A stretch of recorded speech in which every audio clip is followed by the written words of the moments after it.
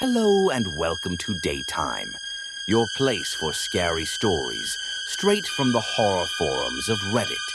Make sure to like and subscribe for more horror tales of things that go bump in the night. On tonight's episode, a man having trouble in his relationship tries a new couple's therapy treatment that alters his life forever. So if you could switch bodies with someone, who would you be? Because you can be anyone with step minding. A couple of years ago, I was dating a woman named Lynn. She was deeply enthusiastic about alternative medicine. It was such a strange obsession. In every other aspect, she was insightful and critical. Hell, she was a paralegal. She just had this one blind spot that I could never figure out. It was a big part of her life. We were together for 2 years. During that time, she had me try all kinds of strange treatments and experiences. Things like acupuncture, spirit healing, crystals, Reiki, Rolfing, and even a seance. I may or may not have been asked to do ayahuasca. I went along with it because I cared deeply for her, but the cracks in our relationship had started to show. It turned out we wouldn't last in the long run. But I don't want to talk about that relationship. I want to talk about this one treatment she took me to, and how it has shaped the life I'm living today. It's a bit complicated. I'm going to talk about step minding. It was an early Minnesota morning and the last session that Lynn and I would attend as a couple. We pulled into a nondescript parking lot and Lynn led me by the hand. We'd had an insane fight that morning about something I can barely remember. I think it was the order you put in your yogurt when eating muesli. Of course you put the muesli in first, right? It's like cereal. We entered a stale waiting room. The AC must have been off for days. I could taste the air. The only other person there was a short, balding man who spoke to us in a vaguely European accent, barely looking up from his iPad. Stevenson's? He asked. Overexposure is room 4. No, that's not us, I said. We're... Right. Sorry. He sighed. Wrong day. He tapped the screen a couple of times and nodded. Step minding, couples treatment, still room 4. Thank you. He wandered off, and I noticed he didn't have any shoes on. I pointed it out to Lynn, who elbowed me. She thought I was being judgmental. I just thought it was strange. I didn't want to start anything. She vehemently disagreed with my assessment, as always. We walked up to room 4. The door was already open. It was a plain windowless room with a small coffee table, surrounded by 4 basic office chairs. There was a vase with a single blue sunflower. There was a naked light bulb overhead with nothing covering it. The floor was covered in a plain gray carpet. There was a little note on the door that urged us to take off our shoes. Lynn just smiled at me as if this explained everything. I rolled my eyes. We sat down across from one another and waited. It didn't take that long before a woman wandered in. She was in her 40s, wearing a sort of knitted white wool caftan. She had a combed back flat Elvira-looking hairdo, and covered herself in rings, chains, and bangles. She shook our hands, smiling widely. I'm Dr. Bogan, She assured us. but please call me Jane. I wasn't feeling all too confident about what we were about to do. Jane described the procedure. Step minding was a way to connect one another in a new way, giving a better understanding of what it's like to walk a mile in their shoes. There were a couple of rules to remember before we started. For example, once the treatment started, we couldn't get up from our chairs. If we did, we'd get horribly nauseous. Also, we had a sort of safety noise.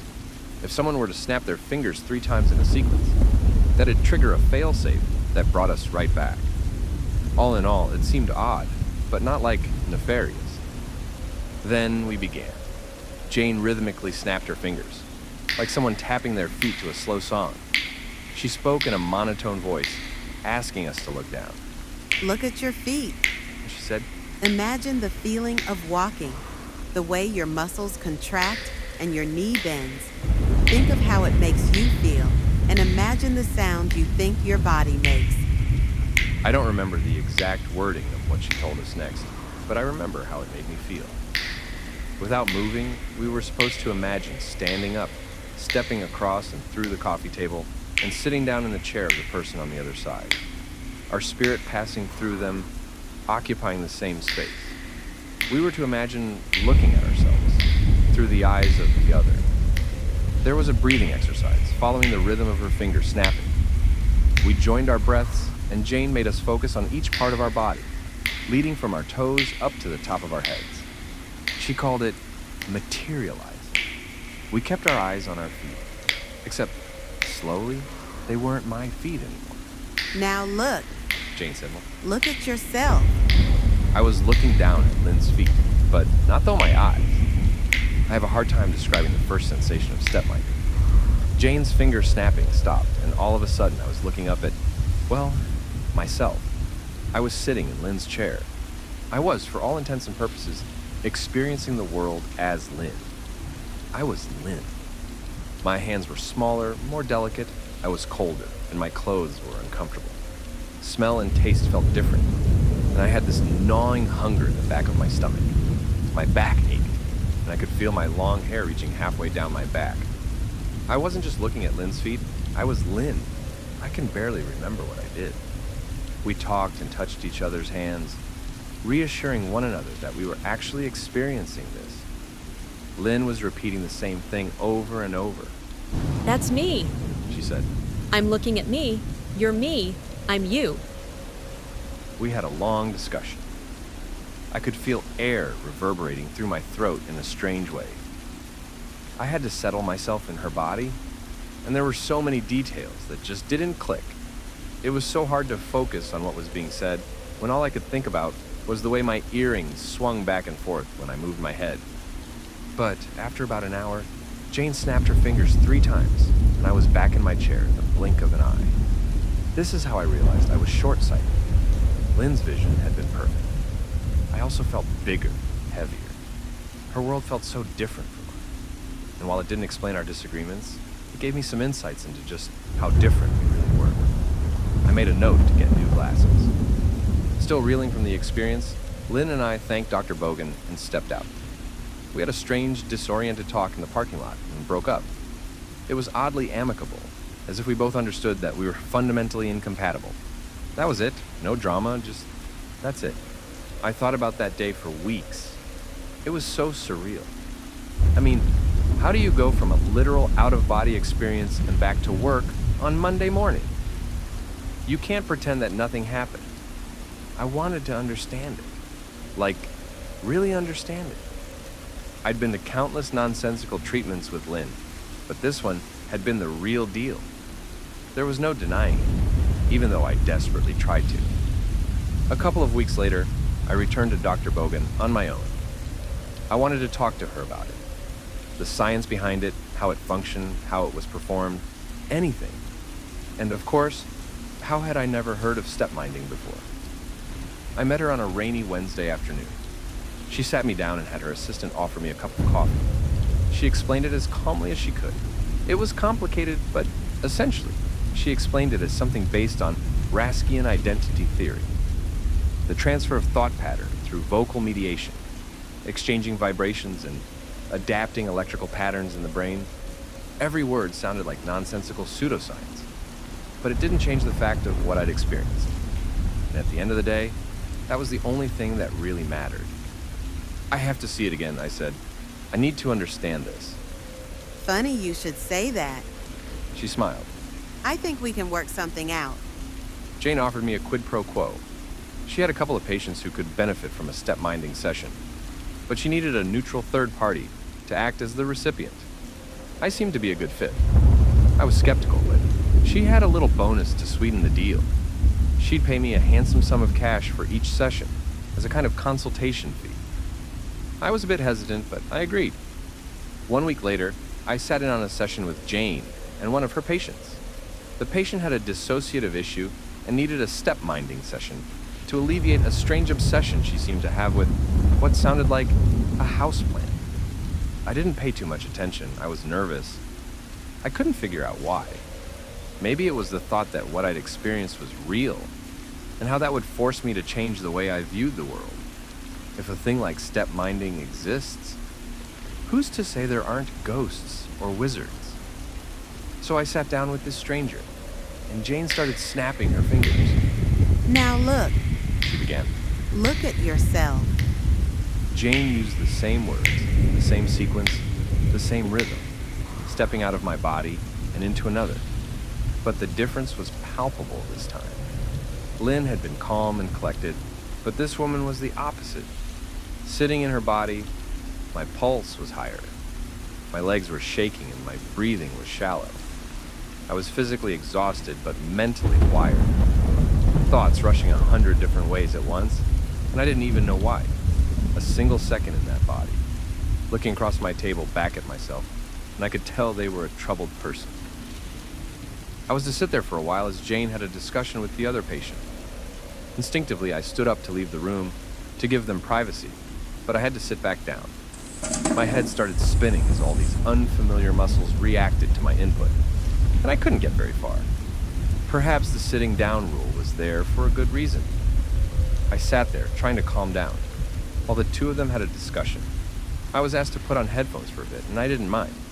It was hard hearing anything through my pounding pulse anyway. As the session came to an end, Jane snapped her fingers, and I was back in my chair.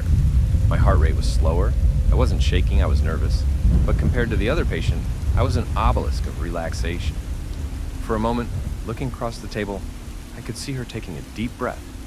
She was still shaking, but not as much as when we started.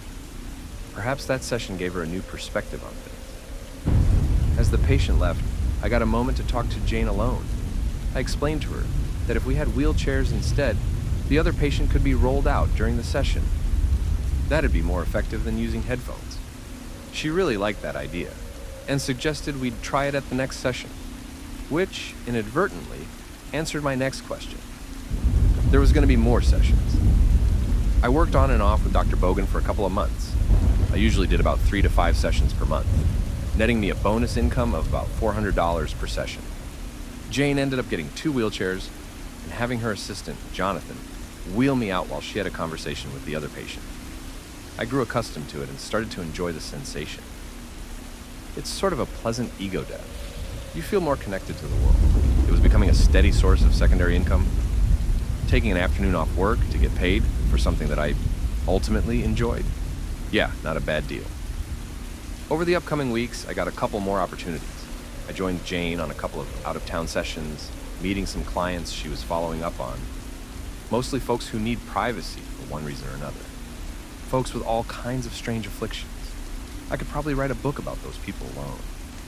Coming back home, Jane contacted me about doing a couple of sessions where she wasn't personally involved. I was also asked to be the guide a couple of times, seeing as how I'd step-minded so many times and could recite the guiding words by heart. The pay was more than doubled, so I agreed. I had 3 guiding sessions on my own. One with a hippie couple who wanted to experience a sort of intimacy. Let's just leave it at that. Another session with 2 brothers performing a trust exercise. The third one was a group of college kids who wanted to debunk the whole thing. They left sort of befuddled. All in all, things were going well. Then I got a call about being a neutral third party. I was going to perform a switch with a patient, but this time Jane wasn't involved at all. The customer went straight to me. It was a group of people who contacted me. They described it as their dad having a disorder, and that they wanted to try step-minding to sort of reset him. They'd arranged their own guide, so they just needed me as a neutral third party. Someone who wouldn't freak out about the process, as it might take a couple of hours to get through to him. It would be my longest session yet, but the pay was good, and I'd tried a lot of things up until that point. I was ready. I met the client, Harold, at his home in southern St. Cloud. Big place, 3 floors. Gated property with both a pool and a tennis court. Modern architecture and heated floor tiles. The guide for the evening was a cheery woman in her 40s. She gave off a bit of a college professor kind of vibe. Apart from the client himself, there was a group of 4 other people who seemed to be close relatives. And of course, there was Harold himself, the man I was supposed to work with. Harold was surprisingly upbeat. I couldn't see anything obviously wrong with him, which surprised me. From what I understood, he was in dire need of this treatment. He was a man in his early 60s, but could easily pass for 50. Hell, the man had better teeth than me. I could tell he must have been a salesman at some point. You can tell by the smile. I was introduced to the others, who introduced themselves as friends and family.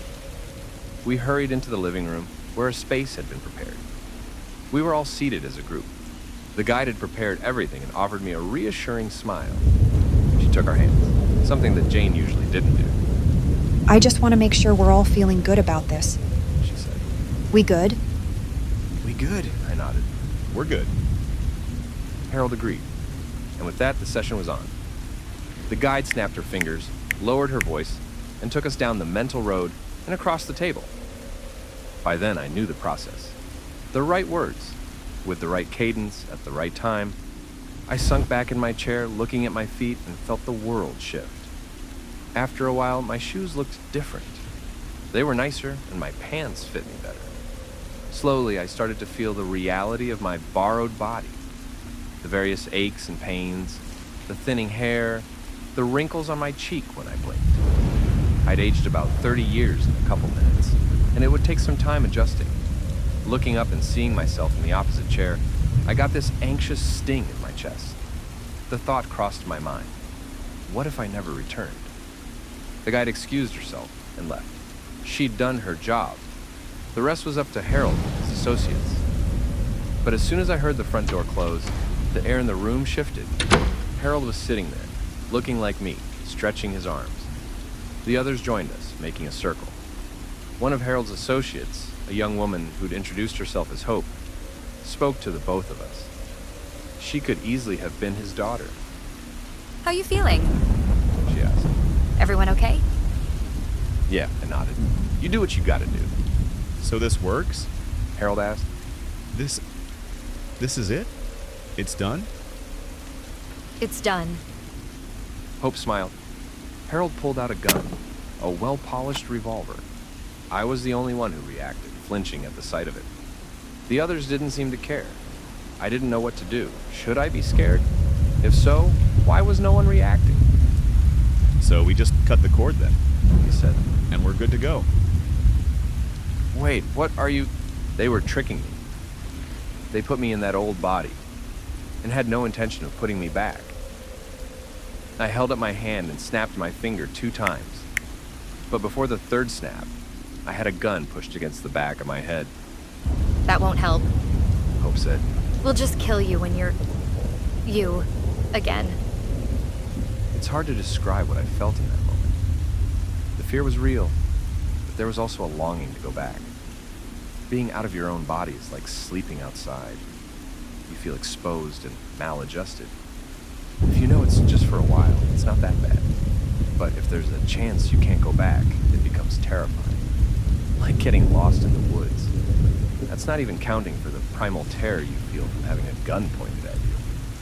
Harold seemed a bit confused, which made me realize that no one had explained the rules to him. That we couldn't get up, and that 3 snaps of a finger would cancel the effect.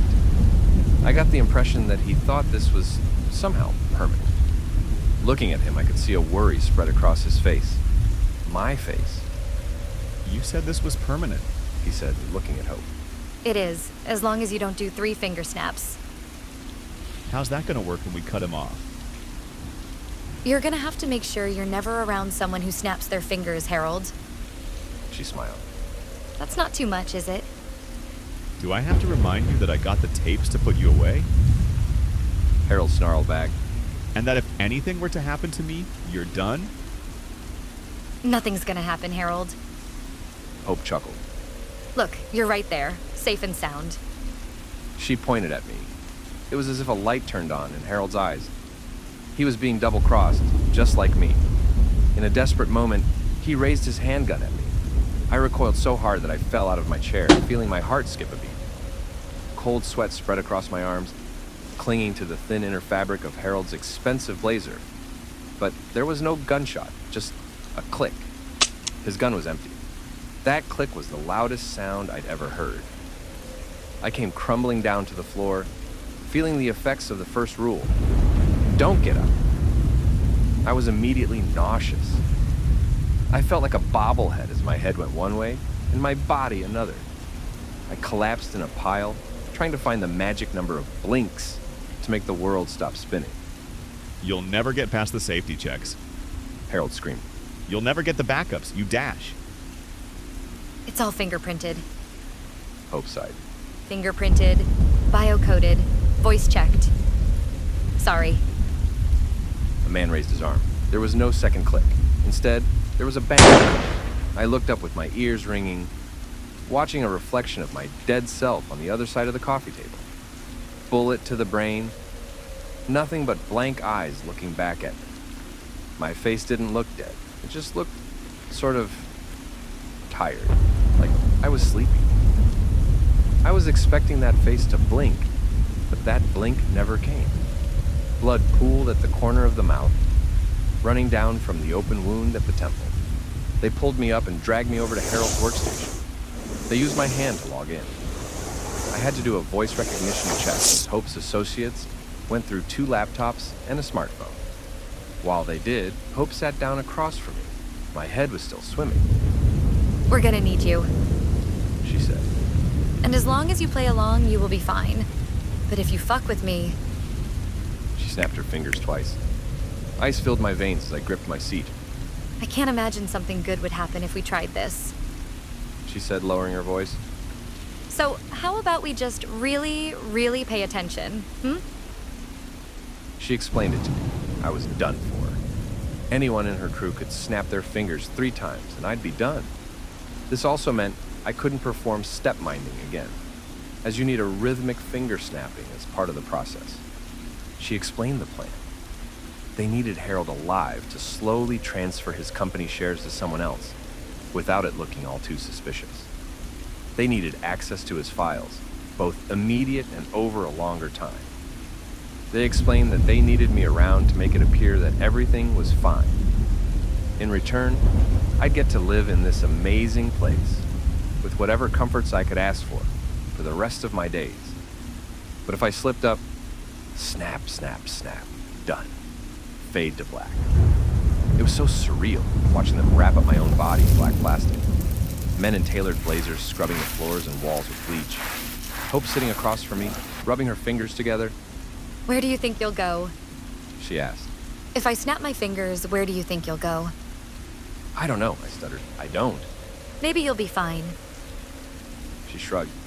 Maybe there's something nice and warm on the other side. Or maybe the snapping doesn't even work anymore. Wanna try? No. No? She smiled. No, you don't. You're smarter than that. And maybe you're not the gambling type. She tapped the barrel of the gun on Harold's mahogany desk. You can have all the parties you want. You got a big bank account. She sighed. But maybe be careful about inviting musical people. Those who stomp their feet or snap their fingers. And that was that. I was left there. I had keys to a place I didn't know. A phone full of numbers I didn't recognize. I just stood there in the chlorine-smelling house of a stranger. I didn't know what to feel. Ever since I first started step minding, I had never considered this. It was unreal. I remember looking down at my own hand, not being sure if I could snap myself out of it. What would happen? Over time, I got used to the nausea. Nowadays, it's gone. I can walk around like anyone else, but I have to avoid crowds. I can't risk hearing those 3 snaps. I watch videos with the sound off and subtitles on. I only watch movies after checking the soundtrack, making sure there's no snapping in the songs. Radio's out of the question. You never know where you might hear it. And even if you do, does it work hearing it through a TV or in a song? Would you risk it? I won't. I can't. I don't think I can ever adjust. I've thought about contacting people from my old life, but I wouldn't know where to begin. How do you explain this? I have to be careful not to draw any attention to myself, or Hope and her cronies might return. And if they do, well, I don't know how far I can push my luck. I mean, I'm comfortable. Harold made close to 6 figures a month on passive income. I've learned most things about his life. He never married, he has no children, and most of his contacts are passing acquaintances at best. He was a lonely man, and now that's me. I've changed a couple of names in the story as to not make it too obvious who I am. Then again, even if I said it outright, I can't imagine it would matter.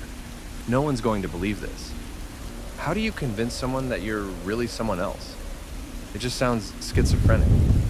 I spend most of my days considering my options. I've thought about destroying my hearing as a safety measure. Yes, going deaf is awful, But you have no idea what it's like living with the thought that a sound that can be done at any time, by anyone, can kill you. It's exhausting, and you end up isolating yourself. So I'm typing this out on a fancy laptop, on a mahogany desk. I'm Harold now, screaming into the void that I used to be someone else. I'm sipping on a drink from a glass with my initials on it. And when I go to bed tonight, I will do the same thing I do every night. I will take a long look at myself. I got better vision now. Harold isn't short-sighted, but I can't look at myself. I'm not there anymore. It's just Harold.